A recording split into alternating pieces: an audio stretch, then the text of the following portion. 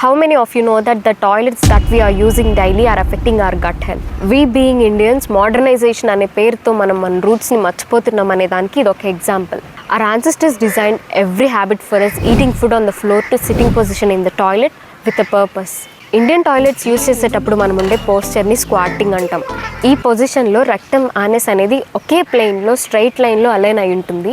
That will make easy for the excretion of the stools. ఈ పొజిషన్లో ఉన్నప్పుడు మన థైస్ అనేది అబ్డామిన్ మీద ప్రెషర్ అప్లై చేయడం వల్ల ఈ ఎక్స్క్రీషన్ ప్రాసెస్ అనేది ఇంకా ఈజీ అయిపోతుంది.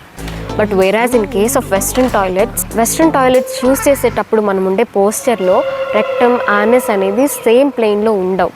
అప్పుడు మనకి కంప్లీట్ ఎవాక్యుయేషన్ ఎక్స్క్రీషన్ అనేది జరగదు. That will build up the toxins within your body.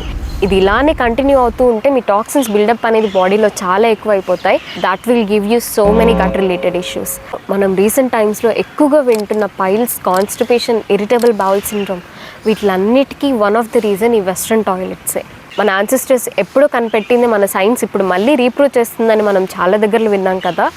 అలాంటిదే ఇది కూడా. స్పెసిఫిక్గా మనం టాయిలెట్స్ యూస్ చేసేటప్పుడు ఈ పోస్చర్ ఎందుకు ఉండాలంటే there is so much science behind it. Recent ఆర్టికల్స్లో స్క్వాటింగ్ పొజిషన్ అనేది డైజెషన్ని చాలా ఇంప్రూవ్ చేస్తుందని చాలా ఆర్టికల్స్ కోట్ చేస్తున్నాయి. That's what our ancestors live by. So please మీకు మీ హెల్త్కి ఏది ఇంపార్టెంటో అది ఫాలో అవ్వండి. సొసైటీతో మీకు అవసరమే లేదు.